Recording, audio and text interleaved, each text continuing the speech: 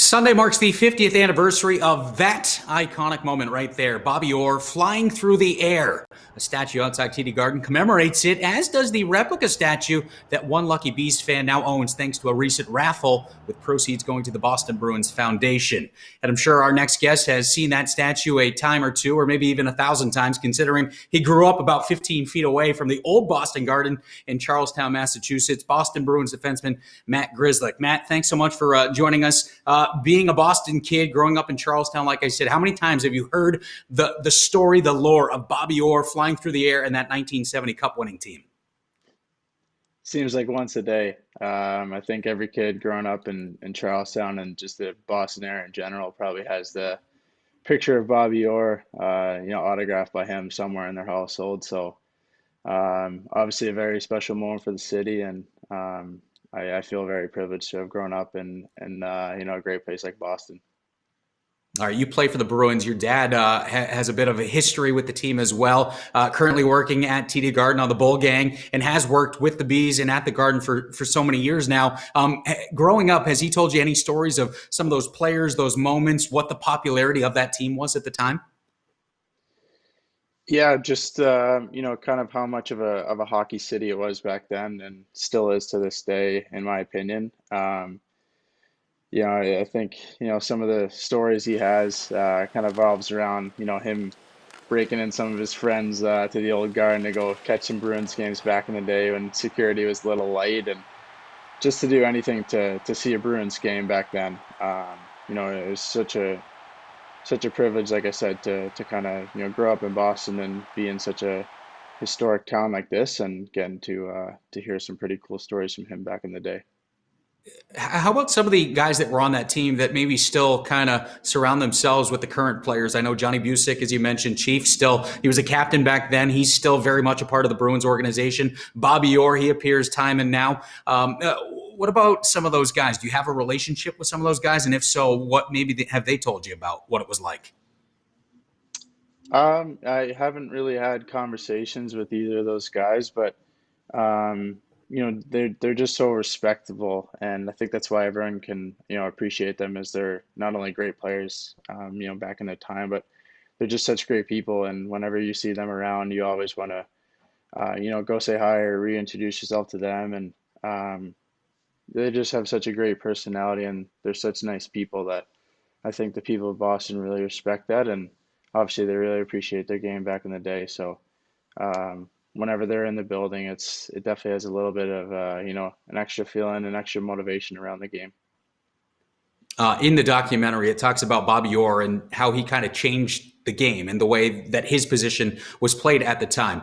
You being a smaller, undersized defenseman right now, but really excelling in the NHL, how do you think Bobby Orr maybe paved the way for somebody like you in the league today? Big time for sure. Like you said, he really changed position, changed the game in general.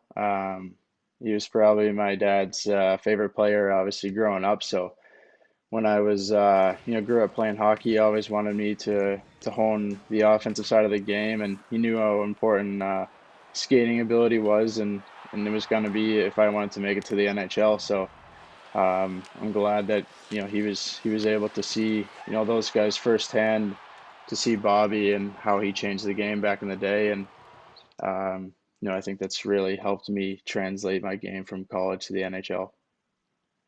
Everyone talks about the popularity of that team back in 1970 and how they kind of captivated the city. It was the toughest ticket in town to get at the time. Do you get a sense that Boston still is that kind of hockey town, and that the passion of these fans, it runs so deep, with you guys going to the Cup final and experiencing that, maybe that fandom for yourselves last year?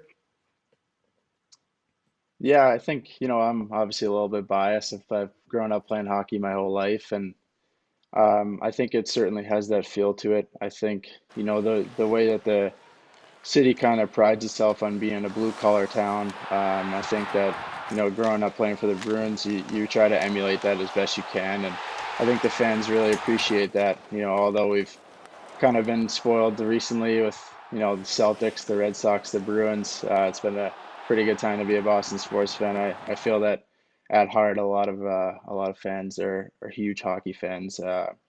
So, that's pretty cool and special to play in front of.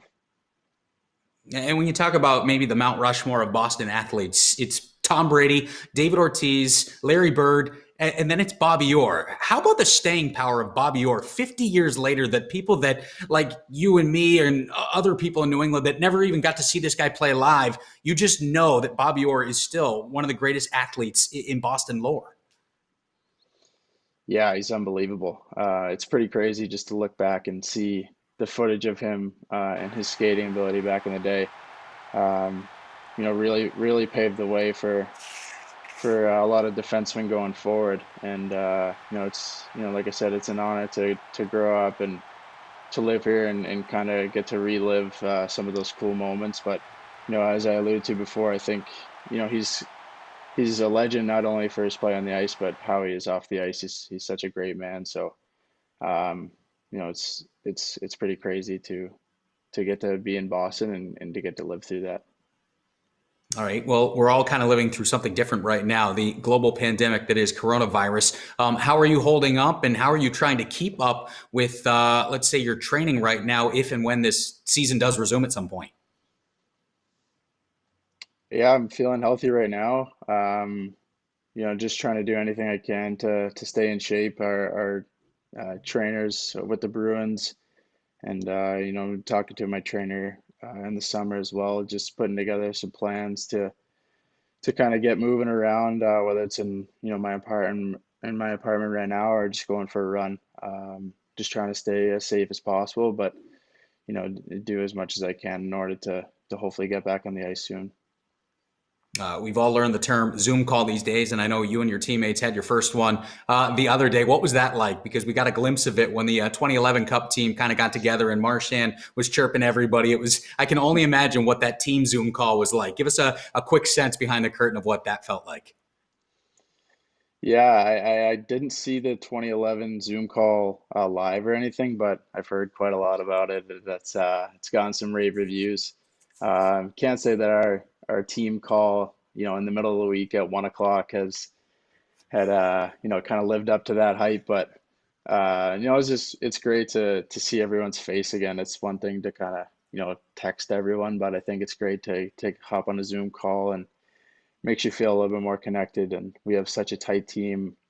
I think we kind of rely on always staying in constant communication. So it's great to hear that everyone's feeling safe and healthy, and I get to hear a couple of Marshy chirp every once in a while, but I think he was pretty toned down back then.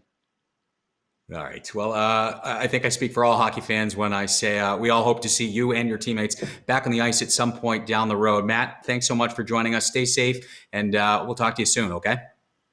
Thank you. Appreciate it.